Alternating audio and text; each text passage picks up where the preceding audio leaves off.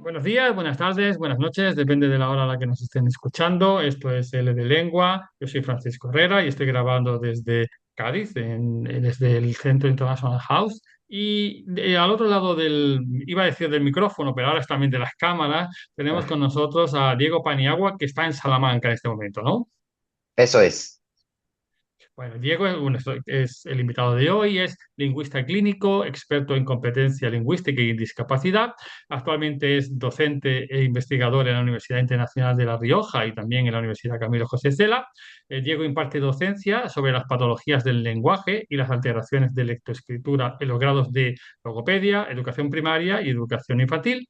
Y también es miembro del grupo de investigación curricular de la Universidad de Salamanca. Lógicamente, por su currículum, pues ya podéis ver un poco hacia dónde vamos. Vamos a trabajar en esta entrevista, vamos a hablar sobre discapacidades sensoriales y creo que, bueno, que en este momento Diego es uno de los grandes expertos que además toda su investigación está apareciendo ya en sus artículos, en sus publicaciones y es muy interesante porque creo que es un tema que ahora mismo es fundamental y que además, bueno, nos estamos tomando por fin ya en serio, de alguna manera, ¿no? O por lo menos empezando a tomárnoslo en serio. Ahora ya tú nos contarás si es así esa impresión o todavía tenemos mucho, imagino que sí, que tenemos mucho camino que recorrer. Sí, todavía queda un poquito, pero bueno, vamos en ese camino, ¿no? Un poco, pues, en la línea con las formaciones y un poco también el estudio, ¿no? De este tipo de ámbito que en enseñanza de segundas lenguas y lenguas extranjeras está todavía un poquito poco explotado. Bien. En tus investigaciones, que ya has trabajado con, como he dicho antes, con alumnado con discapacidades sensoriales, lógicamente lo primero que te voy a pedir para, digamos, para enmarcar la situación es, pues, ¿cuáles son los desafíos específicos que enfrentan este tipo de estudiantes al aprender el español como una segunda lengua? Bueno, lo primero que tenemos que tener en cuenta, un poco en relación con esta pregunta, ¿no? Es que dependiendo del tipo del alumnado con el que nos encontremos en el aula de segundas lenguas o lenguas extranjeras, vamos a tener que aplicar unas metodologías u otras o unas estrategias u otras, ¿no? En el caso, por ejemplo, del alumnado con discapacidades sensoriales, dentro del cual englobamos principalmente alumnado con discapacidad auditiva y alumnado con discapacidad visual, pues evidentemente tendremos que tener en cuenta lo primero, el grado, en este caso de discapacidad que presenta este alumnado, que generalmente nos viene dado por los informes, en este caso, pues que nos presenta el tutor o que nos presenta en este caso el responsable. Tenemos que tener también muy en cuenta, por ejemplo, el contexto, porque no es lo mismo en este caso alumnado que viene en inmersión lingüística, por ejemplo, una semana a una academia de idiomas, como puede ser, por ejemplo, en este caso International House o otro tipo de academia o de institución, que alumnado, por ejemplo, que viene a la Universidad de Erasmus, en este caso, o alumnado, en este caso, que se encuentran en colegios, ya sea de índole británica o, en este caso, por ejemplo, en otro tipo de residencias, como puede ser, se me ocurre, Italia, y que estudie en español como segunda lengua en enseñanza reglada, ¿no? Esto, evidentemente, aunque parece a simple vista un dato poco importante, sí que lo es, porque dependiendo muchas veces del tipo de curso, en este caso, o de la exposición a la lengua, pues evidentemente vamos a tener mayores o menores recursos. Y esta sería principalmente, o en este caso, la primera de las dificultades, ¿no? A las que se enfrenta este alumnado, y es el acceso al currículo dependiendo del curso y de su situación. ¿Por qué? Porque nos podemos encontrar alumnado que llega al aula, en este caso, con el que no contamos con el informe propio de la alteración que presentan, en este caso de la discapacidad sensorial. A efectos prácticos, una discapacidad visual o una discapacidad auditiva generalmente presenta más facilidades en términos de aplicabilidad que, por ejemplo, una dislexia, o en este caso, un trastorno del desarrollo del lenguaje, principalmente porque cuentan con ayudas técnicas, ¿no? En el caso del alumnado, por ejemplo, con discapacidad visual, en el caso de España, y que contamos, por ejemplo, con la ayuda de la ONCE, que generalmente se presta de forma bastante voluntaria y bastante positiva a lo que es la adaptación del material. En el caso del alumnado con discapacidad auditiva, que sus principales dificultades vienen generalmente en torno a la lengua escrita, en este caso, pues principalmente nos tenemos que enfocar en que o pueden tener audífono o pueden tener implante coclear. En el caso de que el alumnado con discapacidad auditiva no presente ningún tipo de ayuda técnica, solo podríamos trabajar a través de lengua de signos. Y en este caso, el profesorado, por norma general, de segundas lenguas y lenguas extranjeras, no está especializado en este tipo de código. Por lo tanto, generalmente las situaciones que nos solemos encontrar, o las que yo he visto, son alumnos, en el caso de las sensoriales, visual y auditiva, que cuentan con esa ayuda.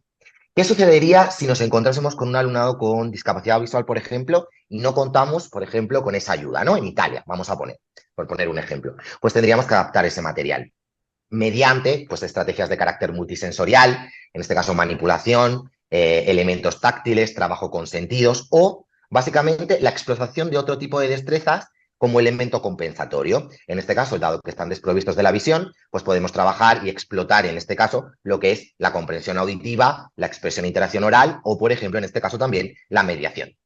En el caso de la comprensión lectora y de la expresión escrita, que suelen ser sus principales dificultades, gracias a los avances que tenemos actualmente en términos de tecnología, sí que existen procesadores de texto que generalmente ellos llevan integrados en sus tablets y en sus ordenadores o a los que el profesorado podemos acceder para modificar ese material, es decir, para darle ese material al alumnado adaptado a sus dificultades. Otro elemento también importante es que tenemos que tener muy en cuenta, en el caso, por ejemplo, del alumnado con discapacidad visual, el grado de visión o los restos visuales que presente, porque no es lo mismo presentar una ceguera total que una ceguera parcial. No es lo mismo que el alumnado tenga restos, en este caso visuales, que no tenga absolutamente nada, porque el hecho de que no tenga absolutamente nada implica trabajar casi siempre o en la mayoría de los casos con braille.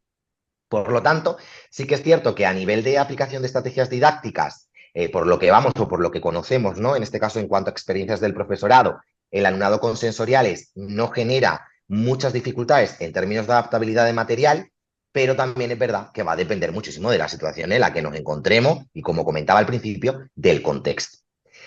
La formación, pues también es un aspecto importante, Francisco, y es que en este caso, actualmente, que yo sepa o que esté en mi conocimiento, cursos sobre dificultades de aprendizaje o sobre discapacidades, pues está el que se ha dado este verano, que he dado yo en Donosti a través de la Universidad del País Vasco, ¿no? Y AVE. Sí que es cierto que hay comunidades que van un poquito más avanzadas, en este caso, y que abogan un poco por estas formaciones, pero por ejemplo, en los máster, que lo he comentado por activa y por pasiva, de enseñanza de español como lengua extranjera, que es el ámbito que principalmente nos ocupa, ¿no? Pues no cuentan con este tipo de asignaturas o con simplemente un taller, ¿no? El otro día me comentaba una compañera que actualmente está cursando el máster de ELE, ¿no? Que le habían dado un taller sobre aplicación logopédica al ámbito de enseñanza de segundas lenguas y lenguas extranjeras. Le pregunté, en este caso, que habían trabajado con ella, ¿no? Y principalmente era manipulación de instrumentos para, pues, evaluar conciencia fonológica, conciencia fónica, estrategias de decodificación, y a veces se nos olvida que nosotros, en segundas lenguas y lenguas extranjeras, tenemos que ir por otros ámbitos, porque el nivel, independientemente también de la discapacidad o de la dificultad, también va, en este caso, a categorizar totalmente el proceso de enseñanza-aprendizaje y las estrategias o el grado de adaptabilidad del material, ¿no? En este caso. Ujú, claro. Es verdad que yo no había pensado nunca, como tú estás planteando, que el entorno es fundamental, que no tiene nada que ver la situación de este tipo de alumnado cuando es en inmersión, cuando es puntual, como tú estás diciendo, hacer un curso de unas semanas o unos meses, que cuando está dentro de su centro, dentro de la enseñanza formal, que entiendo que tendrá otras opciones o tendrá por lo menos, o debería tener más facilidades en ese caso, ¿no? Así que esa reflexión me parece muy importante para que nos la tomemos muy en serio. Sí, sobre todo por el hecho de que muchas veces se dice que la enseñanza de segundas lenguas y lenguas extranjeras tiene que seguir los objetivos de adaptación curricular de la enseñanza ordinaria. Y eso no es así. Es verdad que muchas de las estrategias de adaptación las utilizamos, las tomamos en cuenta o las utilizamos como referencia en este caso, pero el contexto es lo que va a guiar todo. Principalmente porque un alumno que viene a estudiar español a una escuela, como comentaba, en una semana, en un contexto de inmersión lingüística, la exposición al input, la rapidez del contenido, el número de horas de formación o la cantidad ingente de profesorado con la que se encuentra o la formación del profesorado que le va a dar clase, pues evidentemente va a categorizar, en este caso, o a condicionar todo el aprendizaje. Un alumno Erasmus o un alumno que estudia español como segunda lengua en un colegio, pues evidentemente tanto su exposición al input como la formación del profesorado, como en este caso el tiempo en el que se desarrolla su formación es mucho más amplio, ¿no? Y por lo tanto el avance, la progresión o la transparencia de la intervención, pues evidentemente es mucho más beneficiosa, ¿no? O más productiva. Muy bien. Ahora vamos a pasar un poquito al otro lado del Vale. espectro, digamos, de las situaciones que estamos analizando. ¿Qué estrategias o qué herramientas recomendarías tú a los profesores de español como lengua extranjera para ayudarles por lo menos a identificar esos posibles casos de dislexia o de otras dificultades de aprendizaje en sus clases, entendiendo que ese no es el trabajo del profesor de reconocer o ser el primero en tratar este tipo de circunstancias, pero bueno, que a veces, muchas veces, pues, no somos capaces, no entendemos qué ha pasado en el aula cuando tiene una explicación más sencilla, ¿no? Pues bueno, evidentemente es una pregunta amplia, nos podríamos tirar Mm, hablando sobre ella una hora, entonces voy a intentar acotar lo máximo posible. La primera estrategia que yo creo que el profesorado debería de tener en cuenta es formarse, eso lo primero. Lo segundo, como muy bien has comentado, la labor del profesorado de segundas lenguas o lenguas extranjeras no es evaluar ni tampoco contar con conocimientos, en este caso en intervención o en evaluación para este tipo de alumnado. Principalmente su función es aplicar estrategias en base a, bueno, pues un informe previo o en caso de que no exista, al conocimiento, en este caso, que obtengan por parte del alumnado. En este sentido, muchas veces nos podemos encontrar con que el alumno no quiere hacer presente su dificultad, no quiere hacer ver, por ejemplo, que es en este caso disléxico, y por tanto, si tenemos cualquier sospecha de que presenta, pues, por ejemplo, una dislexia que a grandes rasgos es menos identificable que una visual o una auditiva, como hablábamos anteriormente, pues, por ejemplo, en este caso, estrategias principalmente de adaptación en torno a las destrezas. Pues, por ejemplo, en el caso de la expresión e interacción escrita, darle la posibilidad de la reescritura, el trabajo con la reescritura de textos, no centrarse en la corrección o el solapamiento de los errores, trabajar con los contenidos de corte ortográfico acorde, en este caso, al nivel y de forma generalmente parónima o individualizada. ¿Esto qué quiere decir? Pues, por ejemplo, no trabajar con distintos contenidos, tanto ortográficos como gramaticales, a golpe en una misma sección, es decir, seccionarlos. Por ujú. otro lado, otro elemento muy importante que a veces se nos olvida es que muchos profesores me preguntan, ya bueno, pero ¿cómo yo hago con el alumnado con desarrollo típico que generalmente está en el aula conviviendo con ese alumno con dislexia, ¿no? Lo primordial que nosotros en segundas lenguas y lenguas extranjeras, sobre todo en contextos no reglados, tenemos que intentar, porque a veces lo intentamos, pero hay que ser realista, no se consigue o conseguimos poquito, Mm, pero yo siempre digo que con mínimo que consigamos ya nos vale.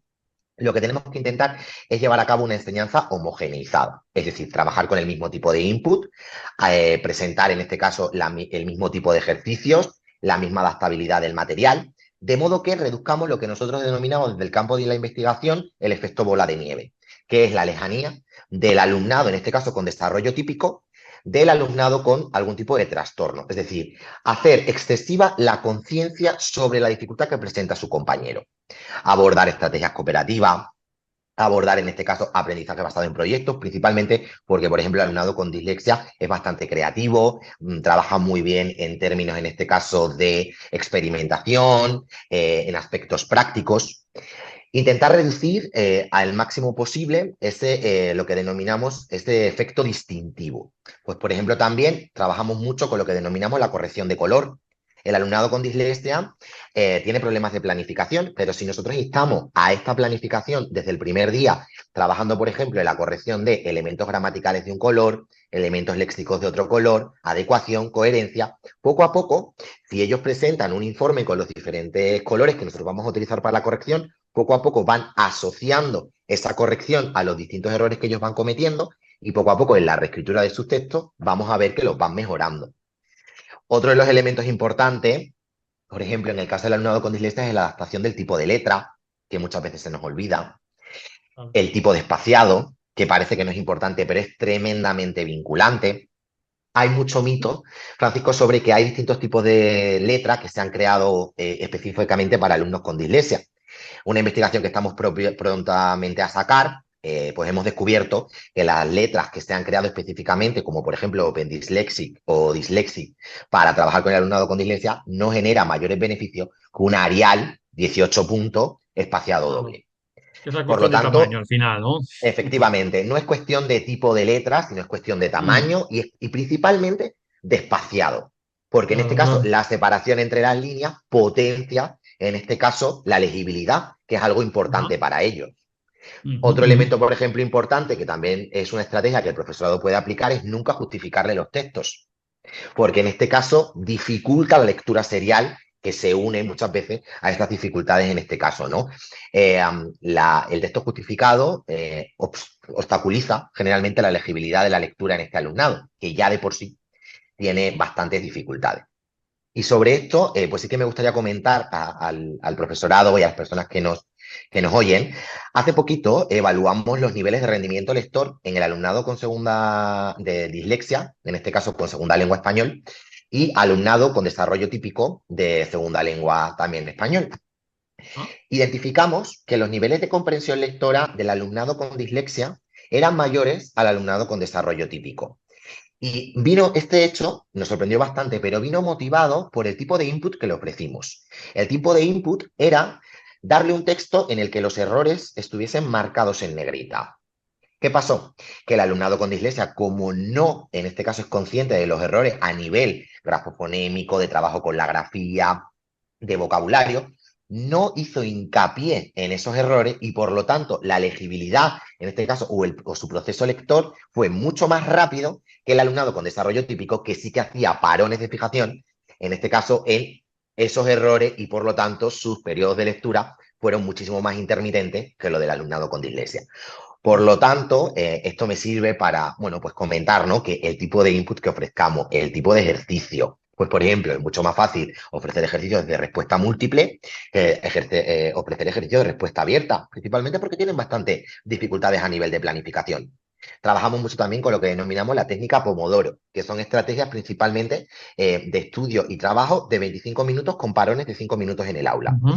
Esto permite la reconexión en este caso, o los periodos de descanso que ayudan al trabajo, a la focalización de su atención, de su memoria, porque a veces nos pensamos que dislexia solamente son problemas lectores, y no, también hay dificultades en atención, en memoria, en percepción, y por tanto tenemos que tenerlos muy, muy en cuenta en el aula, ¿no? La confección de los calendarios visuales, el trabajo con lo que denominamos los flipbooks, que son en este caso pequeños dosieres, donde ellos van trabajando con vocabulario que han visto en clase y que lo pueden recordar mediante la asociación a imágenes, el trabajo, por ejemplo, con un cuaderno de errores para ser conscientes de su error y poder revisarlo, o básicamente una simple hojita con los conectores que tienen que emplear a la hora de redactar en un nivel B2, por ejemplo, una carta al director, que es algo que estamos luchando mucho con el Instituto Cervantes para, en este caso, que se implementen estas estrategias a la hora de trabajar o de ofrecer posibilidades a este alumnado en los exámenes de DELE. Porque sí que es verdad que al alumnado con visual y con auditiva se dan muchos recursos, pero es verdad que el alumnado con dislexia siempre está un poquitín ahí desamparado. Y no solamente el tiempo es la única estrategia que tenemos que dar. Que hay muchos profesores que me comentan, no, porque yo en el aula les doy más tiempo para realizar las tareas, pero es que no es lo único que debes hacer. Debes adaptar Mm, el material. Ya, pero no tengo tiempo. Ya, pero si no tenemos tiempo y si siempre ponemos la excusa del tiempo, generalmente estamos desamparando, en este caso, o dificultando el proceso de enseñanza-aprendizaje de este alumnado, ¿no? Que ya de por sí, evidentemente, pues se encuentra obstaculizado. Y por claro, sobre supuesto, todo si le das más tiempo, parece como que pones más el foco, estigmatizas de alguna manera eso esa es. situación, ¿no? Entonces puedes dar más tiempo de corte generalizado a todo el alumnado, en este caso, Claro. o bueno, puedes dar mucho más tiempo, pero no ser la única estrategia y siempre siendo consciente de que cuanto menos hagas consciente al alumno de la dificultad que él ya sabe que tiene, muchísimo mejor. Porque Ujú. evidentemente esto va a posibilitar que el proceso de enseñanza-aprendizaje pues sea como digamos un poquito más transparente. Y por supuesto que tengas también muy en cuenta el profesorado que nos escucha que el nivel en este caso lo condiciona todo. Porque no es lo mismo que yo tenga un disléxico en A1 que yo tenga un estudiante con dislexia en un nivel C2. Principalmente porque las estrategias compensatorias que habrá adquirido son totalmente distintas.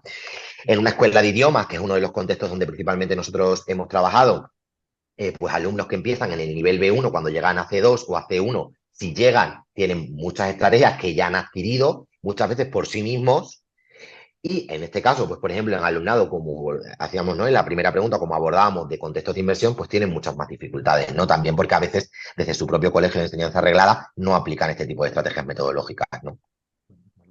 Yo creo que ya has adelantado algo de lo que te voy a preguntar ahora. Vamos a hablar sobre la importancia de la metodología multisensorial, que es algo que en Ujú. tu trabajo tú ya lo comentas, ¿no? Y sobre todo aplicado a nuestro entorno, que es el de la enseñanza de español y en este caso para estudiantes con dislexia. ¿Nos puedes explicar un poco en qué consiste esta metodología, cuáles son sus beneficios?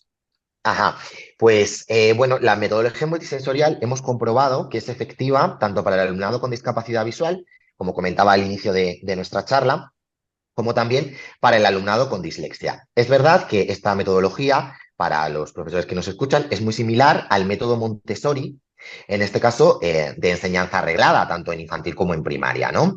Para, por ejemplo, se me ocurre el trabajo con la lectoescritura.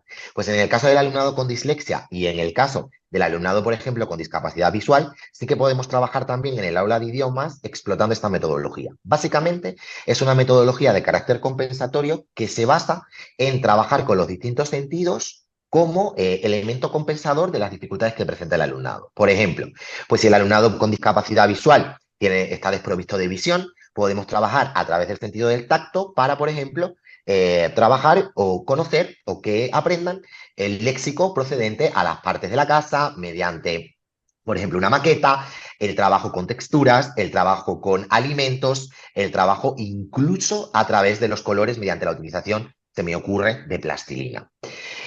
En relación con ello, muchos docentes me dicen, bueno, pero es que a veces es un método muy infantilizado. Bueno, es un método que permite también trabajar en cursos superiores, en este caso, o en niveles superiores, porque a través, por ejemplo, de imágenes o a través de estructuras de relieve, podemos incitar, en este caso, al alumnado, o a través de dados de historia, a través del memory, de juegos, podemos incitar al alumnado a crear diversas historias, a grabarse de forma oralizada mediante la manipulación de elementos y en el caso con el alumnado con discapacidad, perdón, con trastornos de aprendizaje como dislexia, pues exactamente igual, ¿no? Porque una de sus principales dificultades es el trabajo con los sonidos, esa asociación de las reglas grafema-fonema, el trabajo con la sílaba o la estructuración de frase, desde los niveles sobre todo más iniciales, pues podemos trabajar, en este caso, con fichas manipulables, con elementos, en este caso, de gusto, tacto, vista, oído. Es decir, metodología multisensorial, explotación o trabajo con los sentidos aplicado a elementos propios del currículo o de contenido, ya sea del plan curricular o de las destrezas marcadas o de las competencias del marco común europeo de referencia, ¿no? Y yo creo que pues se debería de abogar un poquito por ella más en las escuelas y también un poco en los procesos de certificación en términos, evidentemente, no de facilitación, sino de experimentación con otro tipo de realidades. Bueno, porque además lo que estás comentando, yo estaba pensando en este momento que se puede aplicar perfectamente a cualquier entorno, no necesitas tener una problemática de este tipo. Me parece Efectivamente. ideas fundamentales, muy interesantes, muy, no sé cómo decirlo, relevantes y creativas. Entonces, me sorprende esta crítica de que parezca como una infantilización. Sí, yo creo que es justo lo contrario, que es abrir el aprendizaje a otras formas, ¿no? Claro, principalmente yo creo que esa crítica viene por el hecho de que, como Claro. comentaba, la metodología multisensorial viene muy relacionada con el método de Montessori, ¿no? Entonces es un Ujú. método que, por ejemplo, a través de areneros, o sea, ayuda en este caso al alumnado más pequeñito a diferenciar el trazo de diferentes consonantes o de diferentes vocales. A través de diferentes elementos manipulables como un palo, utilizamos en este caso estrategias de habilidades psicomotrices o grafomotoras. Entonces yo creo que como viene muy ligado a ese método de enseñanza ordinaria de lectoescritura, por ejemplo, o de trabajo en la propia enseñanza ordinaria, como comentaba, pues ya nos pensamos que si lo utilizamos con alumnado con trastorno o con dificultad, en segundas lenguas y lenguas extranjeras vamos a infantilizar. Y sobre todo, este mito viene cuando nos encontramos con alumnado adulto. Y lo que no sabemos o lo que no pensamos es que el alumnado adulto disfruta muchísimo más con este tipo de Claro. estrategias que el alumnado más adolescente. ¿Por qué? Porque en este caso activan otro tipo de procesos cognitivos, esa atención, esa memoria. En este caso, que muchas veces el alumnado adolescente, por el contexto, la desmotivación, o porque principalmente muchas veces estudiar una segunda lengua o lengua extranjera para ellos es una obligación o un tedio, pues no tienen en cuenta, ¿no? O no les gusta o no Y muestran interés claro, y rechazan rechazan. con más claridad. Muy bien. Sí, sí. Eso es. Bueno, esta pregunta también, de alguna manera, ya has empezado a responderla en las respuestas anteriores, pero bueno, es que todo está relacionado, como lógico. Yo quería preguntarte qué adaptaciones curriculares y, sobre todo, qué adaptaciones de materiales consideras que son esenciales. Es decir, que si tuviéramos que ponernos ya manos a la obra a hacer esto, ¿cuáles serían las primeras que deberíamos llevar a cabo para que esa enseñanza sea más inclusiva realmente, ¿no? Bueno, lo primero y más importante, yo creo que es llevar a cabo un análisis de necesidades previo.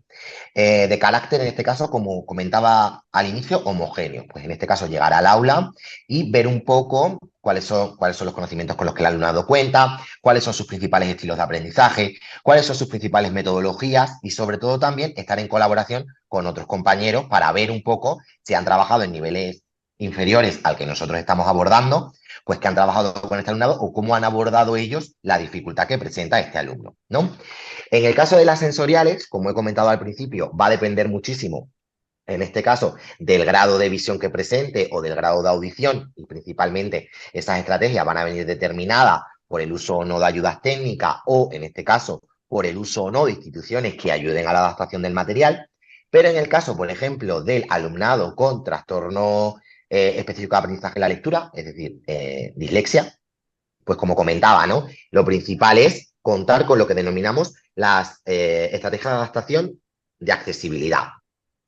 Tipo de letra, número, espaciados, utilización de imágenes, recursos manipulables, adaptación de la evaluación, transparencia en la corrección y sobre todo la no conciencia del error. Es decir, tenemos que intentar dar un feedback siempre positivo y de carácter bidireccional, que el alumno aprenda a evaluar sus propios errores, a ser consciente de ello, pero no como un elemento negativo, sino en este caso como un elemento positivo de aprendizaje. Que esto muchas veces resulta, ¿no?, como muy mítico, ¿no? Bueno, el tratamiento positivo del error. Todos hemos leído infinidad de artículos en enseñanza de español como lengua extranjera que nos hablan sobre cómo trabajar positivamente el error. Es que en el alumnado con dislexia este hecho es, si cabe, todavía más importante, porque sus factores individuales es el condicionante más operante que tenemos el profesorado dentro del aula.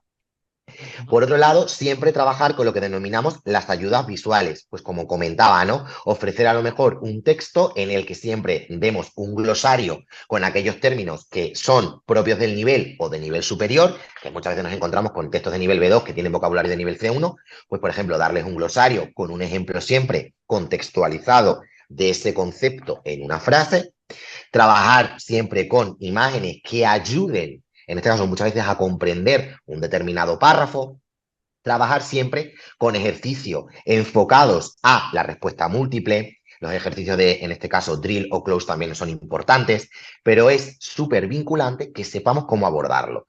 Y esto a veces también genera un poco de controversia, porque es importante que sepamos cómo tenemos que crear un ejercicio de opción múltiple, que sepamos que tenemos que incluir una opción correcta, un distractor y una opción, en este caso, que no a todas luces es incorrecta, ¿no? Y en el alumnado con dislexia también, porque como he dicho, ellos son muy estratégicos. Entonces, cuando adquieren un elemento planificado, siempre van a actuar en torno al mismo procedimiento. Entonces, ellos, si se les enseña a trabajar con un texto, van a emplear siempre esas mismas estrategias para trabajar con ese determinado texto.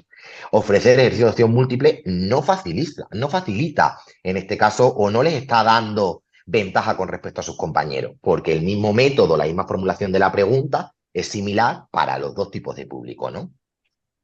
En el caso, por ejemplo, también de las estrategias multisensoriales, como he comentado, son vinculantes y también, pues, por ejemplo, la técnica Pomodoro con periodos de 25-5. Sobre todo ayudarles a que empleen esta técnica a la hora de trabajar con el estudio en casa o a la hora de preparar un determinado examen. También es importante que trabajemos con como comentaba, ¿no? Con el calendario visual, el horario, que ellos tengan una planificación. Son muy estructuralistas, ¿eh? Les encanta estar estructurados, aun en su desorden. Entonces, si Claro. nosotros les damos estrategia, les enseñamos, por ejemplo, pues yo me acuerdo, ¿no? Que yo tuve un alumno con dislexia y él tenía un pequeño cuadernito, un flipbook, en el que, como he comentado, pues él tenía las principales estructuras gramaticales para redactar un correo informal. Entonces, esas estructuras él las llevaba al examen. Esto facilita, para muchos profesores pueden pensar que sí, pero el caso es que tenemos que pensar que él tiene que saber cómo incorporar esa estructura, organizar frases que sean gramaticalmente correctas, tener en cuenta la dificultad de su nivel, porque normalmente las dificultades de un alumnado con dislexia en su L2 o en su LE son las mismas que en su L1, en fonología, en morfosintaxis, en pragmática.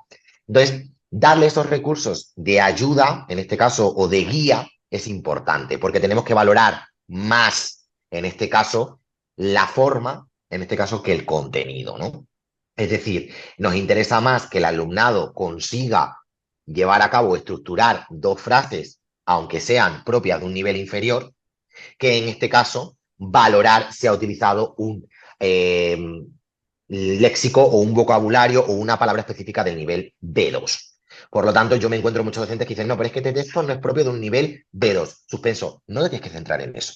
Tienes que centrar en que el alumnado está en nivel B2, ese alumnado presenta una dificultad de aprendizaje en la lectura que se traspasa a la escritura y tienes que ver lo que ha logrado desde el principio. Claro, Tienes que claro. ver que aunque sus frases sean muy simples, las ha conseguido hacer, las ha conseguido estructurar y su texto tiene el mismo sentido y la misma coherencia que el del compañero que está al lado que presenta desarrollo típico. Porque las habilidades se adquieren de la misma forma, pero en tiempos distintos y a niveles distintos, claro.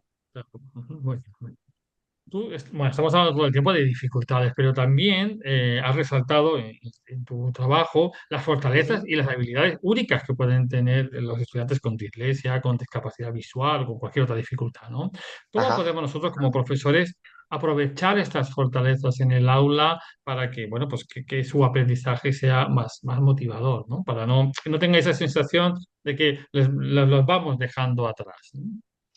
Pues siempre que asistimos a congresos, a formaciones, ¿no? Porque es verdad que en este ámbito nos tenemos que estar siempre formando, porque cada vez son más los avances que hay en enseñanza ordinaria, más que en segunda lengua y lengua extranjera, que como hemos comentado al inicio son poquitos. Entonces, siempre se nos habla de las dificultades que presentan y yo siempre pienso y siempre digo lo mismo, ¿no? Las dificultades son importantes, pero las habilidades lo son más si cabe. ¿Por qué? Porque si yo sé que el alumnado con dislexia generalmente es muy pragmático, es muy creativo y se desarrolla o se domina muy bien o domina muy bien los juegos de rol, pues a lo mejor tengo que emplear estrategias en mi aula que se enfoquen en trabajar en esos ámbitos más que en los propiamente reglamentarios, ¿no? En la escuela de idiomas siempre se trabaja con la integración de destrezas, en los cursos de preparación al DELE también se trabaja con ellas principalmente, y en los cursos de lengua y cultura española generales ya es donde más se están aplicando estos elementos, porque son menos rígidos, ¿no? Pues, por ejemplo, trabajar con estrategias cooperativas, aprendizaje basado en la resolución de problemas. Son muy prácticos, como os decía, muy pragmáticos. Les encanta resolver enigmas, les encanta muchas veces ser protagonistas del propio proceso de enseñanza-aprendizaje, que es algo que también ahora con la era método abordamos mucho en el aula, ¿no? Esto de que el alumnado tiene que ser el propio protagonista, pues el alumnado con dislexia le encanta hacerlo, le encanta sentirse útil y que los compañeros le vean como un elemento más dentro del aula o dentro del grupo necesario para. Por lo tanto, otorgarle distintas funciones, reducir este efecto bola de nieve con trabajos enfocados en la creatividad, en la integración de destreza en las que son ellos bastante, digamos, productivos. Pues, por ejemplo, suelen ser el alumnado con discapacidad visual. Evidentemente, comprensión lectora y expresión escrita tienen más dificultades, pero en expresión oral y, en este caso, comprensión auditiva, no suelen tener ningún tipo de dificultad y nos podemos encontrar alumnos en el DLC1 con un nivel o un input lingüístico o, en este caso, propio o similar al alumnado con desarrollo típico.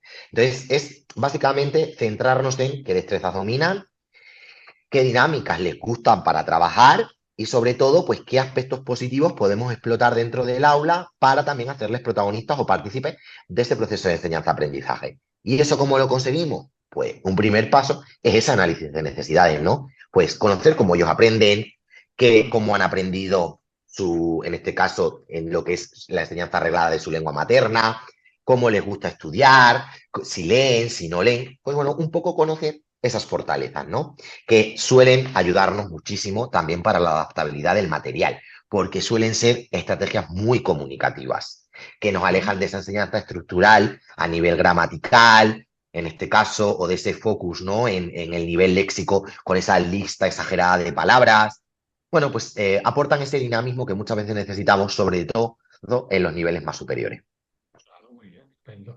Pues si te parece, ya para ir cerrando la charla, me gustaría que Ujú. le dejaras a los profesores de español, a nuestro público, un consejo, ¿no? Al tener en cuenta, digamos, un primer consejo, tener en cuenta la diversidad de necesidades y capacidades que hay en el aula. Y también, no solamente ese consejo, sino un poco de guía para encontrar recursos específicos para este tipo de situaciones. Pues mira, lo primero que les voy a recomendar es que esperen un poquito más, porque para el año 2025 saldrá un libro sobre necesidades educativas especiales en segunda lenguas y lenguas extranjeras. Ya estamos en elaboración. Esto está en primicia para tu podcast, Bien, Francisco, por haberme invitado. muchas gracias. Así que espero que puedan esperar un poquito, que lo lean, Sí, que lo compren mucho. Saldrá en una editorial pionera en enseñanza de español como lengua extranjera. Y bueno, pues va a llevar un poco esa dinámica, ¿no? Vamos a trabajar desde el punto de vista de las necesidades educativas especiales, englobando pues qué preguntas te hace el profesorado cuando se encuentra con distinto tipo de alumnado, ¿no? Como el que nosotros hemos trabajado en este podcast o hemos hablado. Capacidades sensoriales, qué diferencia hay entre una dislexia y un trastorno del desarrollo del lenguaje y cómo podemos abordarlo dentro del aula de segundas lenguas y lenguas extranjeras, no solo dentro del aula de español. Entonces, el primero es esperar a la salida de este libro que esperamos pronto dar finalización, que acabar con su redacción. Por otro lado, que estén también que intenten en la mayoría, en la medida de lo posible, reclamar la impartición de formaciones. Es decir, en este caso, que aboguen por esa enseñanza, porque muchas veces, si nosotros no reclamamos que haya una formación que nosotros necesitamos, no se nos van a conceder esas formaciones. claro. Y por mucho, yo siempre digo lo mismo, por mucho que tú leas un artículo, por mucho que tú leas un libro, por mucho que a ti te den bibliografía, te estás leyendo bibliografía a nivel teórico sin que a ti te cuenten estrategias de aula o sin que a ti te cuenten una experiencia que un docente ha vivido de enseñanza de español o de enseñanza de segundas lenguas como tú en el aula, pues evidentemente mucha teoría te vas a quedar, evidentemente, ¿no? Pero te va a faltar ese componente práctico. Por lo tanto, reclamar estas formaciones. Por otro lado, estar muy pendiente de las estrategias de adaptación y de los materiales que las principales asociaciones de dislexia, pues por ejemplo, una de las más pioneras que tenemos en España, es Madrid con la Dislexia. Es una asociación totalmente sin ánimo de lucro que permite, en este caso, estrategias o que da cursos de formación, estrategias de adaptación, de materiales, que para los profesores de segunda lengua y lengua extranjera, pues también vienen muy bien, ¿no? Por lo tanto, estar pendientes de esas asociaciones y de esos consejos que dan en sus páginas web, ya sea en la ONCE, en este caso, o, por ejemplo, como comentaba, Madrid con la Iglesia. Por otro lado, consultar también materiales propiamente ya creados o adaptados. Se me ocurre, por ejemplo, para el alumnado con discapacidad auditiva, tenemos dos materiales importantísimos. Uno es Complidis, las aventuras de Ana y Coco que creamos en la Universidad de Salamanca y que está descargable gratis en el aula. Para el alumnado con discapacidad auditiva se creó ese material basándonos en la metodología de enseñanza como lengua extranjera. Entonces, ese material vale para trabajar en niveles iniciales, A1 y A2, con alumnado con discapacidad auditiva. Las aventuras de Dylan y la Lila del Instituto Cari Cuervo también es un material importante para enseñanza de español o principales trabajos final de máster y final de grado, porque ahora estamos mucho en las universidades enfocando al alumnado a trabajar con dificultades en segunda lengua y lenguas extranjeras, ¿no? Entonces ya hay muchos trabajos, pues Miriam García, Gloria Terán, que han abordado pues distintas propuestas didácticas de adaptación de material que al profesorado les pueden servir como recurso imprimible para llevar directamente al aula o en este caso como bueno, pues recurso pionero o de iniciación para ver un poco cómo se han adaptado esos materiales y cómo se pueden utilizar esas estrategias para adaptarlos. Y, pues bueno, consultar artículos de corte práctico, como por ejemplo el mío sobre dislexia, en este caso, que aprovecho también ya para comentarlo aquí, bueno, pues donde se dan estrategias, no que se centren tanto en la teoría como comentaba, sino en artículos o en libros que hablen desde el punto de vista práctico, que es realmente lo que necesitan, porque la labor de Perfecto. identificación, de análisis de errores, ya la hacemos, en este caso, ya la hacen los logopedas, ya las hacemos los lingüistas clínicos y ya estamos los profesionales Ujú. para ello. El profesorado básicamente tiene que, como comentábamos al principio, adaptar el material, contar con esos recursos y es tarea nuestra de los profesionales dárselo y en este caso, obviamente, tarea suya leerlo, estudiarlo o sobre todo también buscarlo, claro. Pues Diego, muchísimas gracias. Ha sido una charla muy iluminadora. Yo creo que, bueno, que puede ser un estupendo punto de partida para todos los profesionales de la enseñanza de español, para que pongamos el foco sobre estas cuestiones. Muchísima suerte con el libro. Estaremos muy atentos a cuando salga. No sabía, no Sí, tenía ni idea, así que es perfecto porque nos lo están pidiendo muchísimo en las salas de profesores.